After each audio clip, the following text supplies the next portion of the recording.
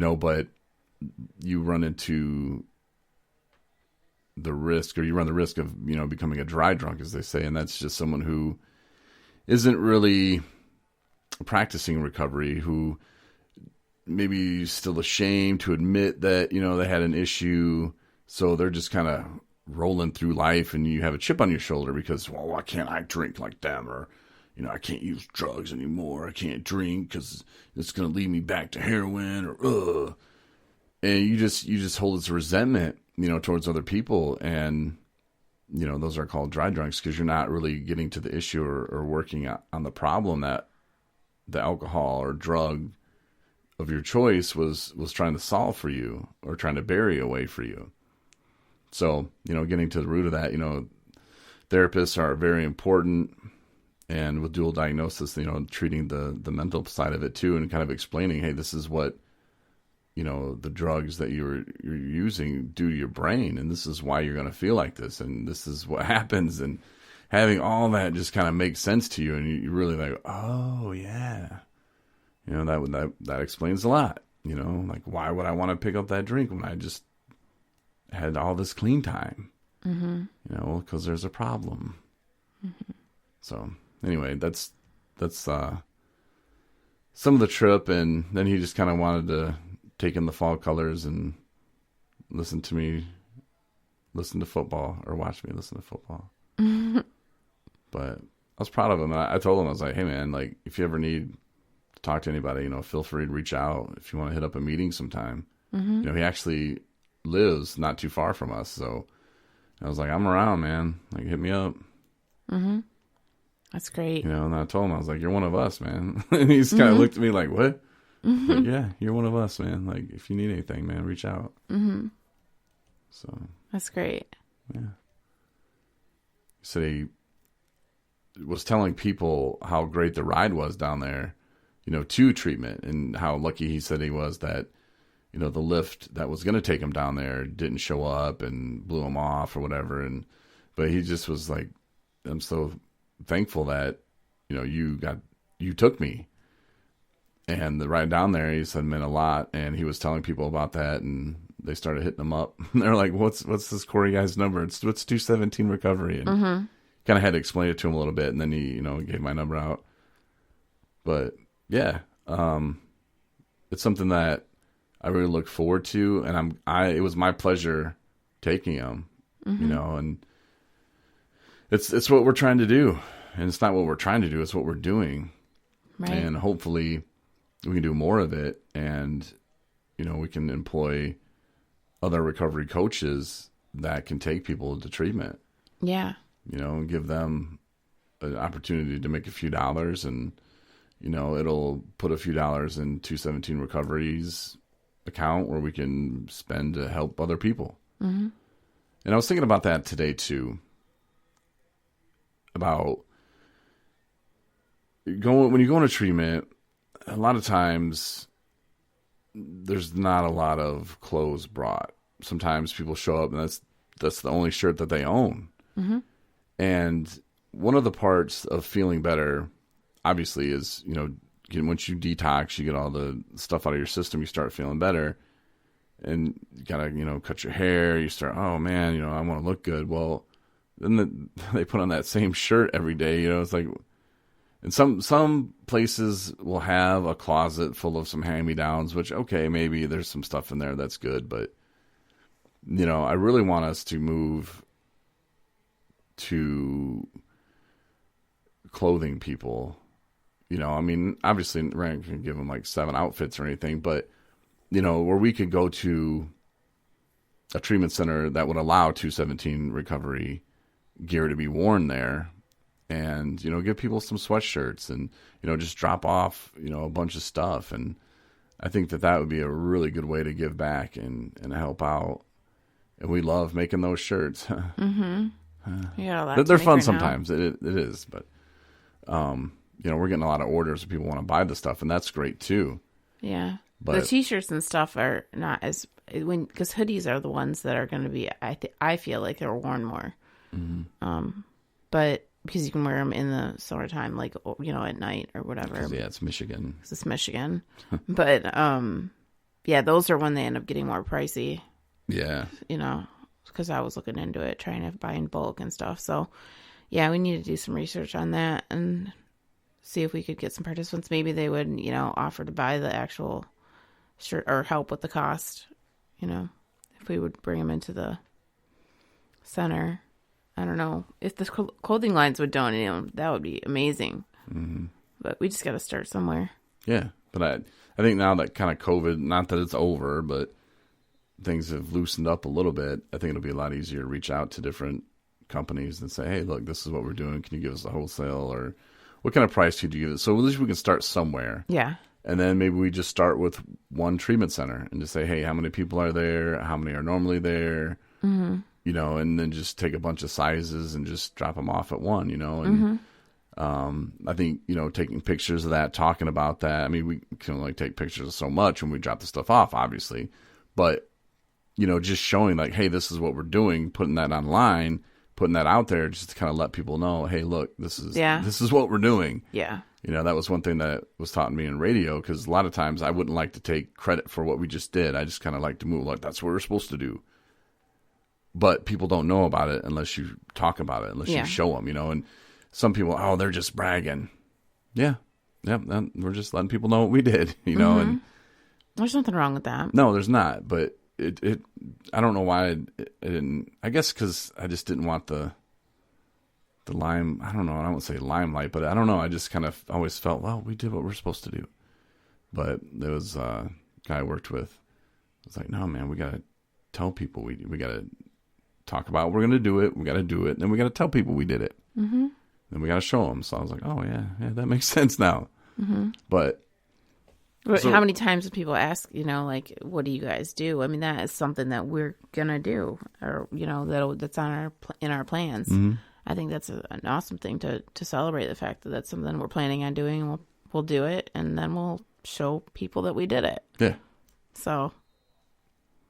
You know, and you just got done with the advocacy training. Mm-hmm. So now you're an advocate for recovery, right? I don't know. Like, I was thinking about how I felt about that kind of stuff too. And so, I mean, some of that's great. And some of the stuff that I was overhearing as I was putting my chair together, some of it I was just like, not sure about that. But it just reminded me, though, that recovery is a business. Mm-hmm. It is. Mm-hmm. Treatment centers, they're a business. Mm-hmm. And, you know, 217 Recovery is a business. Now, this podcast that you've been listening to, hopefully, for a while, it's fun. This is a hobby. Mm-hmm.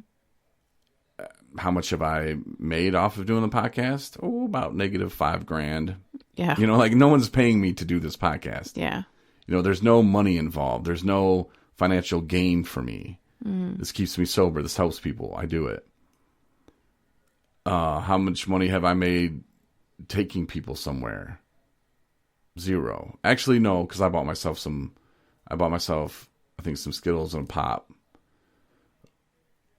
So I made a couple dollars, sort of, you know, but yeah, none of that money has went into my pocket, you know, like it goes and it's sitting in the company account. So yeah, so, you know, there's no money that I have made off of that either. Mm-hmm. There is a way to make money in this industry, but like, that's not what I'm worried about right now. I mean, I just kind of figure God's going to take care of that and it'll work itself out, you know, just keep doing what we need to be doing. And people will realize and they'll want to donate and they'll help. And then we can, like I said, start employing people. Once we start writing grants and then we start moving along with it, I think it'll come along just fine. But I don't know. It just, hearing the stuff, I was just kind of like, I don't know. Yeah. Well, the stuff that they're talking about it's the same thing in grant. Anybody who's a grant writer or yourself, you know, when you're writing a grant, you're asking for money. Mm-hmm. And when you're submitting it, even being a charity, it still needs to be presented in a business way, in a business sense. They want numbers, they want input, they want, you know, what do you call it? There's a word for it and I can't think of it, but, you know, in your presentation or in your, what you're submitting to them, you're saying like, this is why we need your money, and because this is what we're going to do with it, and this is how much doing it costs, and this is all the things that are going to be done or could be done. And, you know, and with recovery, it's so, you know, unless you have a tangible thing, you know, like what we're doing right now, talking on the air, you know, doesn't cost us any money. Well, it does. Well, it does, but yeah, it does. But it's not like, you know, we need to figure out how we can reach more people to be able to listen. You know, how do we do that? Because that costs money, right? Or how do you do that? How do you advertise, quote unquote, you know, by, you know, getting our gear out? I don't know. You know, it's all those things go into the whole think tank idea of who do you need to contact and how do you get them interested in what it is that you're doing and understand what it is that you're doing so they can join, you know, be on the same page as you and recognize, you know, that what we're doing makes sense and that they want to be on board. So that's kind of what the advocacy piece was talking about, like how to present all that stuff and why it needs to be said, how things are said, and who it is who's going to be, and the whole idea of, you know, and being smart about how you are presenting what it is that you're smart the idea that you're talking about. I heard some guy, I don't know what he was talking about, but he was saying, oh, I use this in this business, and he was talking about, and it was such a sales pitch that I've heard the same sales pitch from a guy when I was looking to go to rehab for the first time, and he said something about, well, then you agree that treatment's good, right? Like, what would you do if your daughter was, you know, on drugs and you'd want to send her to treatment, right? Because you agree treatment's good. Well, no, that's not what I would do. First, I would figure out what the hell is going on with her, what the drug is about. I will look into that. I don't know that treatment's good. You know, like if this I was just somebody who's not in recovery, never been to treatment, I wouldn't just assume treatment's good.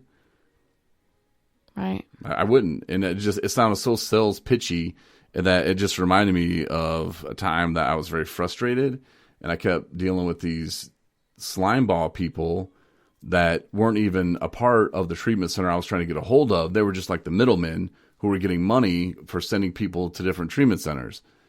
And I don't know. It just like I don't think we have to sell anything to anybody. We don't have to. Do you want a better life? Mm-hmm. You know, yeah.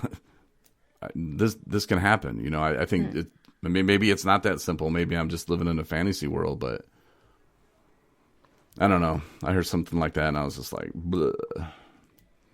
Yeah, well, it's a group full of people. You're going to get all kinds of input. Yeah. I'm not saying that I'm right. I'm just saying, like, it brought me back to a feeling that I felt uncomfortable with. It was a very frustrating time in my life. So, but anyway, that's cool. I'm glad you did the training, though. That's awesome. I'm glad I did, too. You can go advocate for us. No, and it's important, you know, that people in recovery do advocate for recovery and for themselves. You know, nobody's going to do it for you. But keeping in mind, though, that your well-being, if you're comfortable, you know, all that stuff needs to come first. And before you can do really any kind of advocating or kind of helping other people, a guy reached out again today, another person who I know, and I told him a few months ago, I was like, if you can pull it together, man, and you can do this recovery thing, if you can imagine a life without drinking and you can pull that off, I'd love for you to represent your community and your culture in a blog, you know, on our website. Like, I think that would be amazing. I think you'd do good at it. And he just kind of like, yeah, whatever, man. Like, I don't know, I'm too cool for your stuff, you know. And he reached out and was like, yo, like, I did some bad stuff, hurt some people. I really want to tell people I'll never do this again now. And I'm like, yeah, see, like, before you can, I told him, like, we'll just write some stuff and we'll see what we can do. But before you can, like, just start trying to get the guilt out of yourself